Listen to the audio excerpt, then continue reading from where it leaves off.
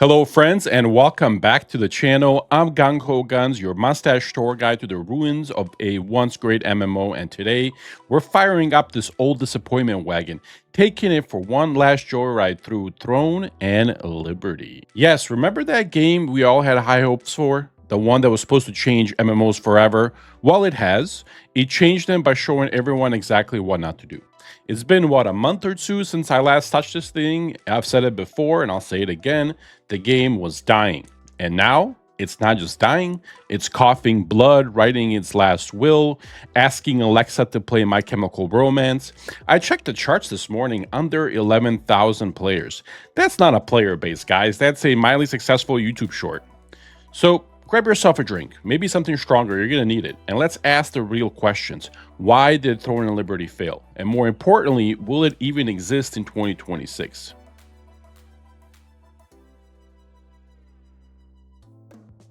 All right, thank you guys again very much for being here. Honestly, I appreciate every single one of you. Thank you for supporting my videos all this time. Let's dive in. Here are my top reasons why Throne and Liberty flopped harder than a fish on a trampoline, and why. I don't think it's going to survive to 2026. It'll be in a corner somewhere clinging to life and whispering about its potential, right? I had a lot of fun in Throne and Liberty. Let me just say that off the bat. But honestly, there are some game design flaws that I think caused this whole damn thing. Anyway, these reasons aren't in any particular order because, quite frankly, they all suck equally. Let's start with the big one. And again, this is, I think, the top reason why this game really failed in the first place. Throne and Liberty is not for casual players. I know somebody in the comments going to be like, oh, blah, blah, I'm okay with that. Dude, just listen. Just give me a minute, okay? Give me 1 minute. It is a grind fest of biblical proportions. If you don't have 8+ hours a day to lose, invest, you're not going to get anywhere. It's like trying to win the Indy 500 on a damn bicycle. Not gonna happen, dude. Now look, every successful MMO ever has had a solid gearing path, but the smart ones designed it so normal humans can actually keep up, you know? People with jobs, families, hobbies that don't involve farming the same mob until your monitor begs you for mercy. This game went full no lifer mode. I was chatting with a very good friend of mine, Fade Odin, before this video, and he said something that really stood out, hit it like hard head in the middle of the face. We both played vanilla WoW back in the day. We used to grind 10 hours straight and loved every second of it. But here's the thing. We were 15, dude. We were kids, you know? There was nothing to do back then. Now, we got kids, work, back pain, mortgages. We don't have time to spend half a day gathering spacey rocks just to be told that we need 200 more. Throne and Liberty ignored that, and in doing so, they ignored the majority of their player base. And that, dear viewers, is the reason why I think this game is sliding towards the grave with jet boosters strapped on its knees. Next up, the part where Throne and Liberty forgot what the second M in MMO even stands for. Social gameplay, gone. Player hubs, non-existent. Community gathering tools, about as useful as a chocolate teapot. Now look, you might not like this bit, okay? But MMOs only survive long-term because people build communities inside them. It's not just about the loot or the DPS meter. It's about the actual people playing this game. Shared stories, guilds, hanging out in a city, doing absolutely nothing for 2 hours while talking nonsense with your mates. That's what keeps players coming back. Throne and Liberty? Nah, bro. They are way too busy forcing you to grind your organs out every damn upgrade. There was no time to breed, let alone socialize. You weren't playing an MMO. You were doing unpaid labor here. Quick story for you, okay? I've played Star Wars Galaxies in 2004 and onward. I found in Mando, literally I think January or February in 2004. When SWTOR launched, we moved our entire guild and community over to it. Within weeks or a month, we ran out of stuff to do because there was only like one raid back then. But guess what? We all stayed. Why? Because we liked being there. We built a community. We role played a little bit. Not me so much. I'm more of a PvP guy, but our community did. We did tons of PvP, PvE, dance topping cantinas, all of it. And now it's 2025, and guess what? My guild Mando is still going strong in SWTOR 13 years later because people don't log in every day for just pixels, man. They log in for the people. And that's where Thorn and Liberty really got it wrong. They thought only about content, and that content was king, but forgot that the connection is what actually keeps the lights on. No PvE loops, no real cities, no social events, just grind, and more grind until your coffee gives up on you or you give up on your coffee. And in 2025, if your MMO doesn't offer PvP, PvE, and the social space for it, you're not going to make it to the next expansion, period. All right, next reason up.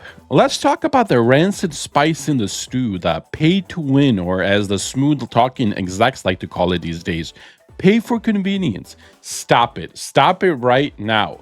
It's like saying a flamethrower is just an aggressive candle. Let's be real here, guys. Throne and Liberty isn't just pay to win, it's a pay to win on a nightmare difficulty.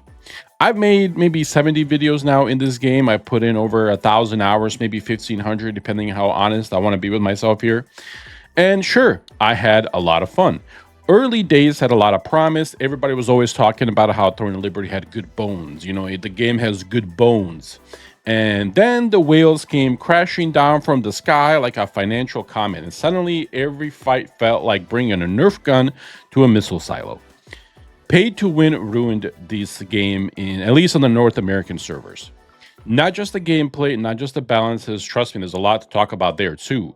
It ruined the trust, okay? That's the currency your game can't earn back with the new mount or the login bonus, guys. I get it. Games are a business. Devs need to keep the lights on. I understand, but this was just robbery, man. I was there when a single guild, I'm not going to say who, fully geared to the teeth would shop through, or shop brought advantages, hop servers like they were, running through a buffet or turning, all the buffets. They wiped out every competitor within the weeks of this game coming out. Not because they were better, oh no, but because they paid more. And that's why the game failed. The competition is no longer there because these guys can just buy it and they can out-level you because Throne and Liberty, whoever has the biggest sword, normally will win. AGS, you failed here. No spin, no excuses. This wasn't monetization. This was a hostile takeover of a game's soul. MMOs are supposed to be about earning your legacy, not buying it at checkout. Now, look, guys, I can go on and I could list another 100 reasons why TNL, failed, here and there, why people are leaving, why somebody, yelled they're selling NFTs now and everybody just ran for the hills. Let me just mention a few that really made it easy for me to walk away for the last month or two, just because, it really was a little bad, in TNL, that is. First off, let's go over the bugs and hacks, the hacks and the exploits. It's really hard to play TNL or any MMO when there's so much exploiting going on. There is a saying for TNL player base online and in game, and that is exploit early and exploit often, because guess what? Everyone else will, and you're going to get left behind. That's a crazy thing to have in your video game. That's not a motto, guys. That's a confession right there. And the worst part about all this, there was almost zero consequences. You'd get caught exploiting, the devs would hit you with the harshest punishment known to man, a stern frown, and maybe like a little mild breeze of disappointment. You got a wrist slap. I think they banned like one person or two people in the entirety of this game. What's crazy, they really were bad at communicating this ban. There was almost no accountability, just silence and more exploiting. I think that really paid a lot, to the mind and the trust that people had in TNL and AGS and the devs completely. The second thing that I want to talk about here as well is the drop rates. Now, look, guys, I've played MMOs for 2 decades now. I've been around, okay? But this is freaking crazy. This was less of a loot system and more of a cosmic joke. I've done hundreds and hundreds of world bosses, weekly raids for the guild, dungeons, grinding until my soul was crying. And do you know how many useful items dropped for me in this entirety of my game in TNL? Maybe 1, maybe 2 tops. The rest, I literally had to sit there, grind the Lucent like a coal miner with a gambling edition just so I can buy the gear that I needed. This isn't RNG, guys. This is crazy. This is psychological warfare disguised as a loot table. And if it was just me, I would say I'm unlucky and I move on, right? I wouldn't complain about it. But there were so many people complaining that they also were having just the worst RNG drop luck ever. I think the devs and AGS or whoever designed the damn game did this on purpose. They made the drop rates so bad that you could spend the whole year grinding and you will probably never get what you actually needed. And that, my friends, is a terrible thing to have in your game. Like I said, those were the kind of the reasons why stood out to me mostly that I decided to leave TNL myself. I'm sure there's 100 more that people have that I haven't mentioned on here. Please let me know in the comments what you guys think. Let me know in the comments, why are you staying in Throne of Liberty? Are you leaving the Throne of Liberty? What are your reasons for being here? I think Throne of Liberty got lucky. I think Throne of Liberty got lucky because there are no new MMOs out there. So people are just playing this because there's nothing else to play. So I will be in TNL, here and there until probably Chrono Odyssey comes out. Until then, if you guys see me in game, come say hello. Let me know in the comments what you guys think, and I'll see you in the next one.